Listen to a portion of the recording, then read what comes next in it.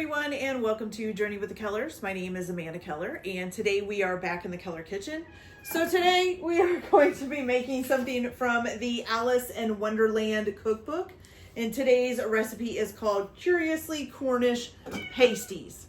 What, baby? No, it's not time to eat yet. You go stay over there. Oh, sorry. Wrong thing there. Okay, so my little kitty is down here. Let's hope she doesn't try to climb up my leg. No. Shh. Okay.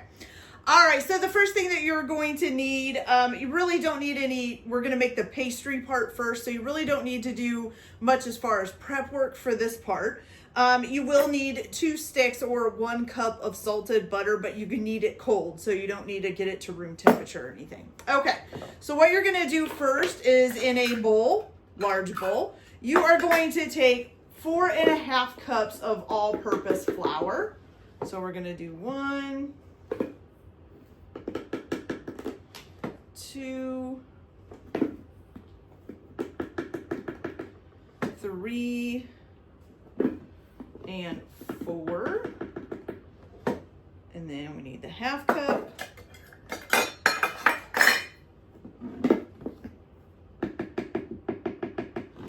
Okay, and you're going to want to keep your flour handy because you are going to need it in a little bit for, your work surface because you're going to be rolling this dough out. Okay, so what you're going to do is you are also going to take a 1/2 teaspoon, or no, I'm sorry, 1, and I don't know why I said a 1/2 teaspoon, 1 1/4 teaspoons of, it's supposed to be kosher salt. I'm just using regular granulated salt. Salt? Ooh, I'm in trouble speaking today. So here's 1 and then 1/4 or a 1/4 teaspoon. Set that back there out of the way. All right, and you're gonna go ahead and just mix this together.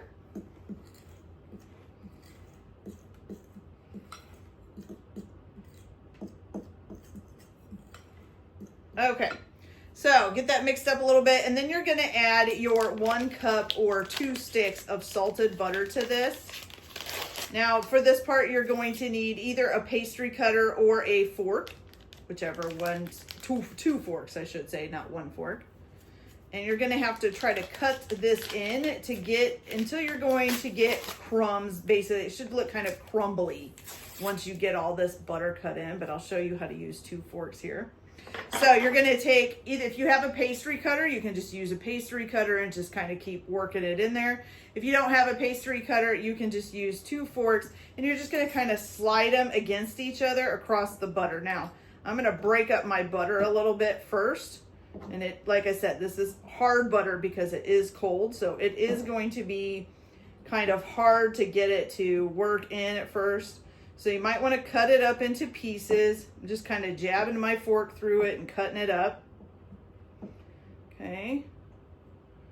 And then once you get it all cut into pieces, you can go ahead and just try to keep cutting it into the flour. Okay. So I will be right back as soon as I get this all cut in there. And hopefully it'll look like crumbs when we come back. So I'll be back in just a minute. Okay, you guys, so I got this pretty much mixed in. I ended up using my hands a lot to kind of crumble it in there. So once you get the butter pretty good and mixed in, and your flour is kind of looking crumbly, which is kind of what mine looks like. It's nice and crumbly there. Okay, now you are going to add to this 1 cup plus 2 tablespoons of cold water. So I just put 1 cup in here and then added 2 tablespoons into it. But you're not going to add this in all at one time. You're just going to do it a little bit at a time. And I'm going to use my hands. We're just going to keep mixing that in. This bowl was a little bit too small, but that's okay. Okay.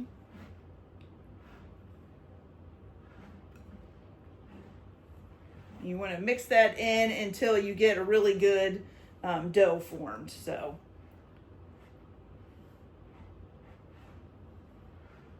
add a little bit more.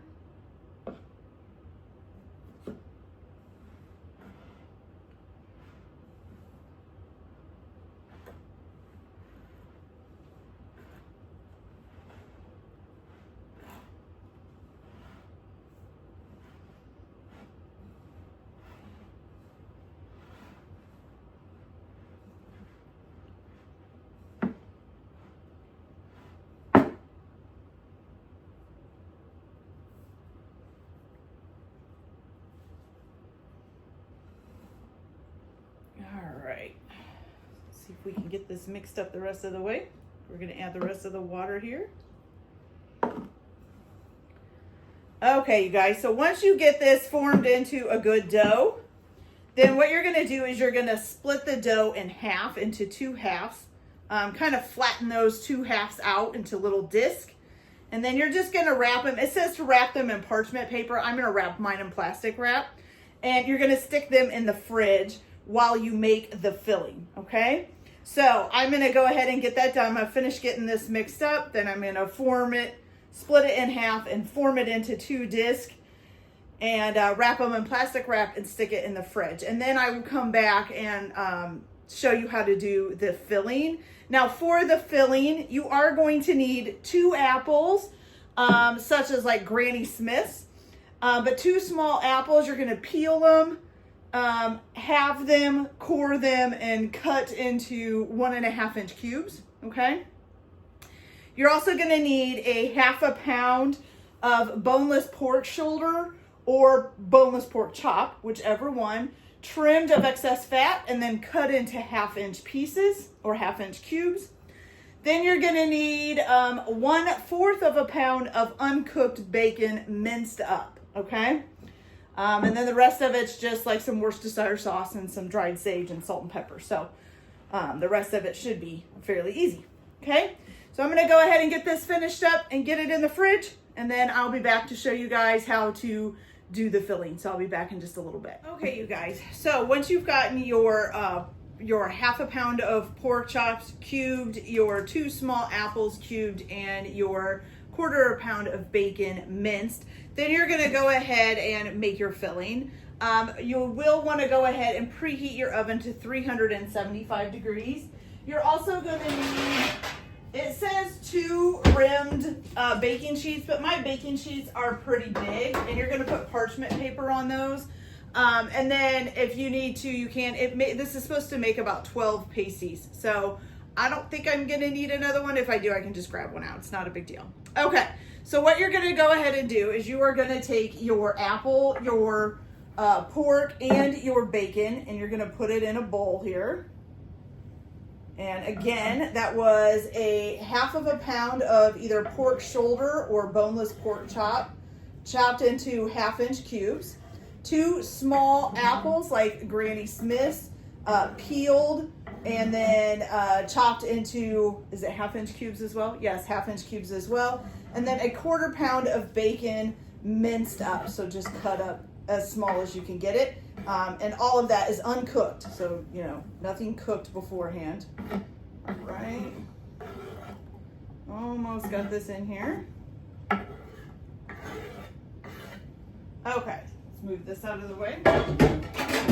All right, so once you get all of that into a bowl, what you're going to do is you are going to add, 1 tablespoon of Worcestershire sauce. Okay. Or Worcestershire, however you say it. Okay, so 1 tablespoon Worcestershire. Okay. Then you're going to add in your sage. So you need 1 teaspoon of dry sage. Or if you're using fresh sage, you're going to use 1 tablespoon of minced fresh sage. So I'm using dry, so we're going to use 1 teaspoon. Okay. And then you're just going to salt and pepper this to taste. It doesn't give exact amounts or anything, just some salt and pepper. So here's a little pepper and a little salt. Okay. And you're going to mix that together, okay?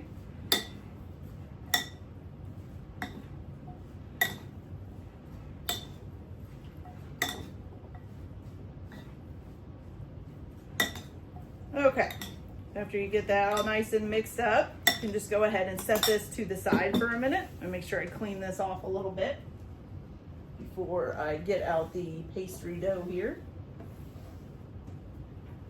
Okay. All right, now you're gonna grab, I'm just gonna grab 1 half of the dough first. So let me get that out of the fridge here.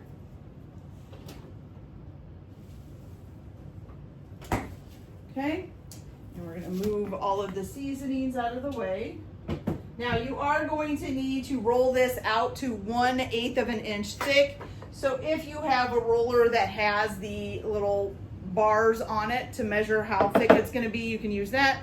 If you don't and you just wanna eyeball it, just eyeball it if you want, that's fine. You're gonna go ahead and flour up your work surface, okay? Take your dough out of your parchment paper or plastic wrap or whatever you used, okay? I'm gonna kind of flatten this out a little bit. Okay, and then you're just gonna roll this out until it's 1/8 of an inch thick. Now remember, when you're rolling dough, my goodness, I cannot speak today. You do want to try to roll it out from the center to the edges. You don't want to like go back and forth and back and forth. You want to start in the center and roll it out. Okay, and I do try to flip mine around quite a bit, just because I think it kind of helps it to not having to keep stretch in the same way. So we're gonna roll this out. We're almost to 1/8 of an inch already, so that's good. Okay. Flip it over again. Almost getting too wide for the roller here. A little bit more pressure down. Okay. I think we're about there, except for this little part here. The roller touching, it looks like it. Okay, so once you've got that rolled out to 1/8 of an inch, what you're gonna do is you are gonna need a circle, something to cut it out with. It's about the size of a saucer. So I have found this, they said it needs to be about 6 inches, and you're gonna cut out 6 circles out of this first half of dough. Now, if you don't have enough for 6 in this first roll, then go ahead and, you know, crunch it back up and re-roll it back out and do your, get all 6 of them done, okay? So I'm gonna go ahead and get these done, and then I will come back. Now you're also gonna do this with the other piece so that you'll get 12 all together. Actually, I think what I'll do is I'll go ahead, I'll just start with this one to show you guys what to do, and then you can just kind of do it. Okay, so once you get all 6 rolled out, you're gonna go ahead and put in this, you're gonna divide your filling in half, okay? Because you're gonna need half for this piece of dough and half for the other. And then you're gonna take that and you're just going to fill one side of the pastry with the filling. Make sure you leave about 1/2 an inch around the edge so that you can seal it up good. So just kind of put this in there. There we go, okay? And then what you're gonna do, let's see, you're gonna fold this in half. Try to make sure you keep all the filling in there. And then press down the edge to seal. So you're gonna press it down like that. Okay, and then you can also take a fork and crimp it. So make sure you get this crimped, and then you're gonna take a fork and crimp it together, okay?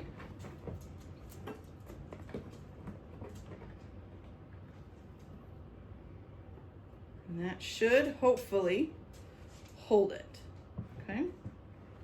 Now let's see, does it say anything else?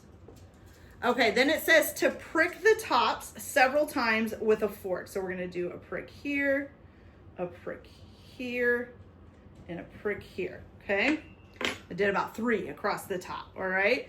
And then you are going to put this on your baking sheet with parchment paper. So this is them. This is one of them all finished up. So you're gonna put this on your baking sheet. And you should have 12 by the time it's done.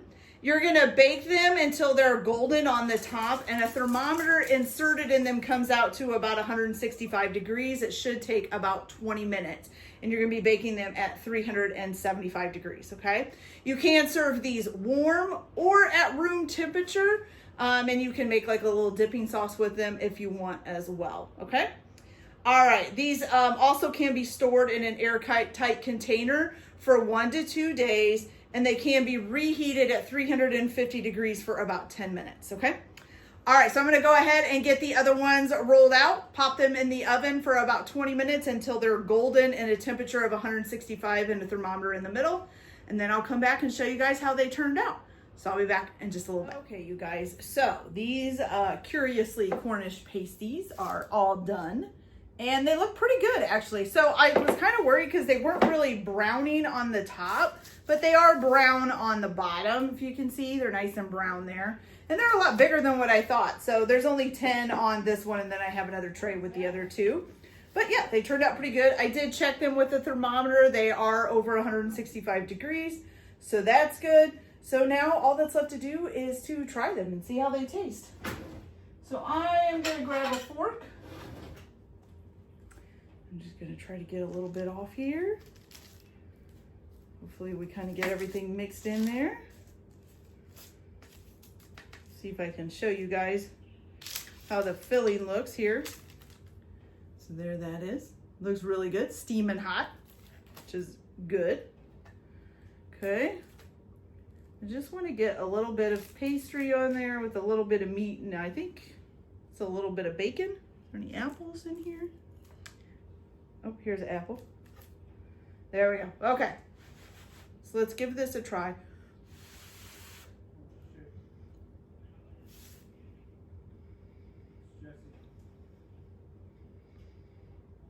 Okay. That's actually pretty good. I can definitely taste the sage, but it's not too overpowering, so that's good. The meat mixed with a little bit of sweetness of the apple is a good combination. It's just enough sweet to go with the meat. So it's actually really good. The crust is nice and flaky.